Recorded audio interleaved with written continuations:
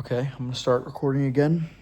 I haven't done this in a while for this channel specifically, but I have a couple things that I want to talk about because I was recently reminded very aggressively in multiple instances that my words and the way that I think and the way that I talk to people, not in a content way, but in a real life way, in the real way, why I got here, why I've been able to do what I do, and how I'm going to be able to get to where I'm going and, maintain a good life, is the way that I think and the beliefs that I have and the habits that I have. And I know I can influence people, and the people who end up watching stuff like this are the ones who matter.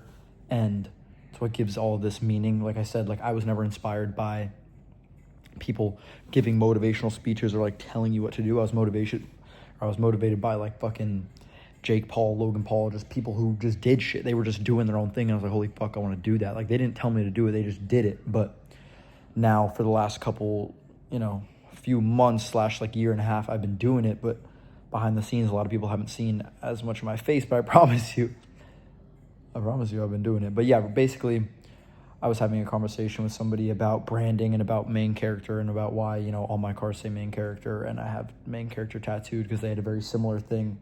Shout out my dog, Big Work. Very similar, just mindset and branding around themselves. And then I had somebody hit me up, just somebody who I've known for a while, being like, yo, you helped me get this certain milestone. And yeah, I realized there was different phases. I used to talk, on camera and journal and do this every day. I would talk to myself once a week and make a video like this, and I would journal every single day. And I kind of stopped once I started to get everything that I wanted and everything that I was working for. When I started making money, I started getting so busy, and I was just so preoccupied with doing the actual work in front of my face, which I do think is valid. And I'm like, fuck all that. Before I made any money, I was 6 a.m. ice bath, fucking deep work session, fuck all that shit. When I actually started making money, I was just working, and I was just waking up whenever I wanted to wake up. My schedule was good. I was waking up, I was working, I was going to the gym. That's it. And that's kind of what I've been doing. It's what I said I was going to do. It's what I wrote down. I said I was going to put my fucking head down, and then I picked my head up. It's all going to be in front of me. And I think my head's still down for the most part. But, last time I was filming for this channel, I was 20, probably, living in an apartment in one room that I was paying $1,000 a month for. Now I have, $20,000 a month house, Lamborghini, G-Wagon, gave my mom an AMG. I'm involved in really big things. 10 million subscribers on YouTube, combined over 20 million subscribers with my own name, and then managing over 30 million subscribers of other people. Grew Camilla from 0 to almost 10 million on YouTube now. And, everything with that has just been going so well.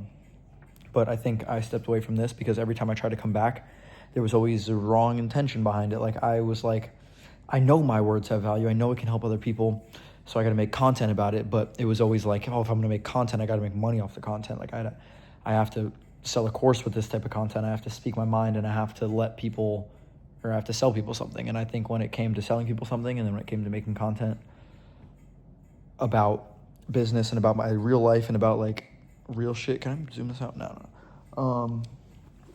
Then it was weird. I was inorganic. It was for the first time in my life, I was trying to talk about what my real life is on social media and not play a character. And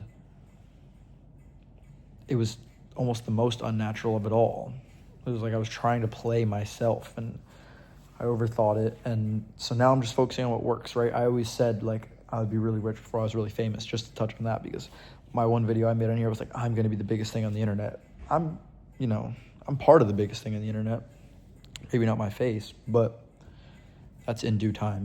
I was always willing to sacrifice fame for money, because money matters more. I was I need to get really rich. That was the goal. And I'm not the type of person to be, I was going to say ego. I don't know if that's the right thing, but just blinded by my dream and not taking advantage of the opportunities in front of me, because that's when a million people get left behind.